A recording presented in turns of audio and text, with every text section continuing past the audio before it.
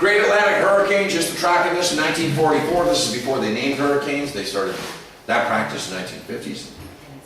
Edna in 1954. Let's just go back. If you notice, it cuts the track, cuts through Boston. You'll see the same track more or less. This one cuts a little east of Boston, right through the Cape Cod Canal, Edna. Carol went right up, just like GH38, right up the Connecticut River Valley. Diane swept and brushed the coast of New England, southern coast. Donna, 1960, again, more or less up the Connecticut River Valley. Some of the great hurricanes, the big one, the 1926 hurricane of Florida. Andrew, of course, Katrina tops them all in terms of damage. So what do you do when the cyclops comes, when the storm comes? Well, scientific studies have shown that a gallon of milk and a loaf of bread are not your best protection against a major storm. Whenever a storm comes to New England, cows just moo, and it's a moan. Oh, here we go again. Check the tide, stay away from the beach. When they tell you to leave, you leave. I always see these people that go out and surf during storms. Do not panic in traffic jams. Shut off your engine to conserve fuel. Know where the high ground is in your town and neighborhood. Winds will shift. Don't count on the wind blowing constantly in one direction. Of course, you hear these survival stories. You can always survive without food for 4 or 5 days. It's water that you have. So it's, how can you carry clean drinking water? I know in this day of disposable water bottles, but stay away from down power lines, and if possible, water containing down power lines, and be aware that trees and houses can topple in an instant. Don't swim against the current. If you're within 2 miles of the coast, you're vulnerable to storm surge, and as I like to say, if you're a clown, you certainly will drown.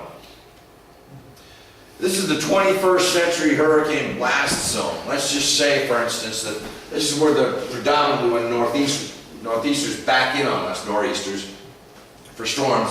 We're hardy souls and we know how to endure a battering of heavy snowstorms, but this is the blast area, and you can't really conceive that a hurricane would ever move east to west and move a storm surge along the Charles, but this area is vulnerable, especially if a hurricane just skipped over the Cape and headed directly to Boston Harbor. Great books. Yeah, this is a wonderful book. Everett Allen, A Wind to Shake the World. He's a reporter. His first day he's in New Bedford, and his first day on the job, and he's in New Bedford the day of the hurricane. Wonderful. This one here, The Great Hurricane by Cherie Burns. I'm a books on tape guy. What a wonderful book on tape if you can get that. Sudden Sea, R.A. Scotty and Aaron Gutsuzian, another wonderful book here. I have a history festival in Watertown. I call it Historipalooza. A Woodstock for colonial reenactors. I have Ralph Waldo Emerson, John F. Kennedy, Edgar Allan Poe, the Underground Railroad, and the 54th Massachusetts Volunteer Company A, etc., etc. So now, my favorite part is I get to hear about your accounts of the Great Hurricane. Does anybody want to talk, even if you just remember trees blowing, I'd love to hear about it. Does anybody remember the Great Hurricane in 1938? Yes, sir. I was 6 years old, and I remember my mother had pulled down all the shades in the house and stay away from the windows. And I pulled up the shades and I was watching chimneys in the neighborhood fall. What town? In Boston, in downtown Boston, in the south end of Boston. South End, wow. In fact, just 1 block from there, the church that we went to, the Holy Trinity, it lost its steeple in that. Wow. Yeah.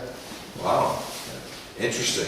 And again, you didn't know it was a hurricane until after it was over, right? I've heard all sorts of kids playing, going out there, and the exhilaration of the wind. Does anybody else recall the hurricane? Yes? After the hurricane, my parents took me down to Rhode Island, and Rhode Island was devastated. And we went down near the beach, and in this huge field was all kinds of furniture and bathtubs, everything, all in one spot. And I'm thinking now, how did it get there? And then some friends of ours were in a cottage right on the beach. And of course, they didn't leave the cottage. And they stayed there until the last minute, and some people saw them up on the roof, and the roof was going out to sea. So that's what I remember. Wow, do you remember what town Rhode Island it was? Well, we were down in Westerly? no, not Westerly, Misquamish. Okay, so you were right there in the Yeah. heart of the strike zone. And then after all these houses were gone on the beach, they didn't allow, they made a law, you couldn't build on that beach again, they made it all state beach. But it's funny how builders and contractors and homeowners forget about that now because they're right up on the water now. And, oh yeah, just along the southern coast of Massachusetts, Connecticut, Rhode Island. There are certain areas that they quarantined off, but there's still many, many areas that are vulnerable to a severe storm as such. Especially, we can endure the nor'easters because they come from the northeast, the winds back us and they move to the west. We know where the wind direction's coming, but when one comes up from the south, it's a whole different ballgame. But there's another thought I had.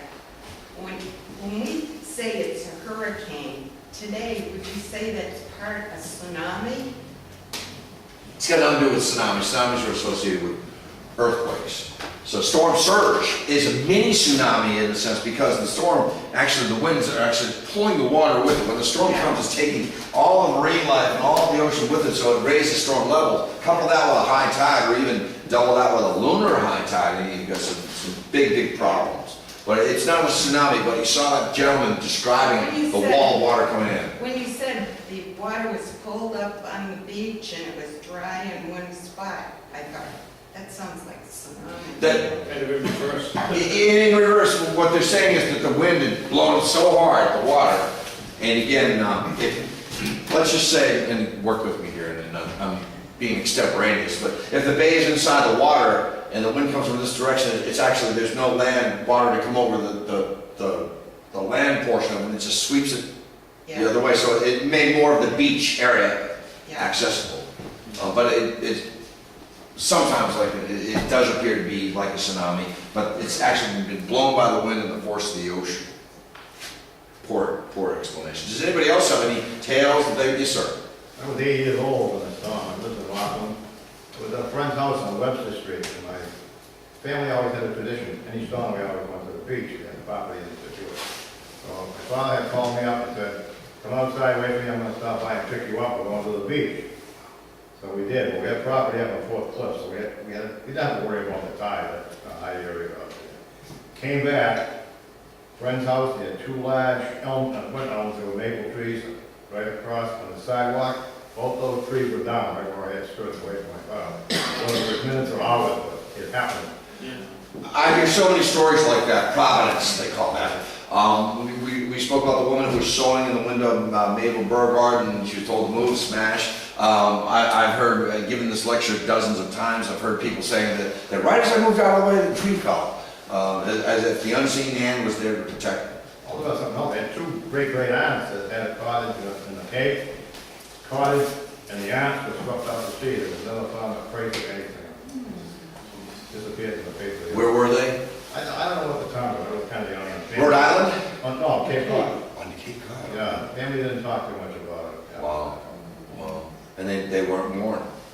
Well, we didn't get much warning anyway. No. It was strong, and that's when, you didn't mention Don Camp, but that made his, Yeah, John Kent was one of the few that called it, right? Right. Do you remember as a boy hearing on the radio, or what did I had to be on the radio somewhere, yeah. did your dad say, you just thought it was a storm, you didn't think it was a proper hurricane? No, I don't think a storm was coming. Yeah. The gist of the whole thing. And it intensified so quickly, and it was on top of you before you could react, so there were people, and there were fishermen that we never heard from again, never.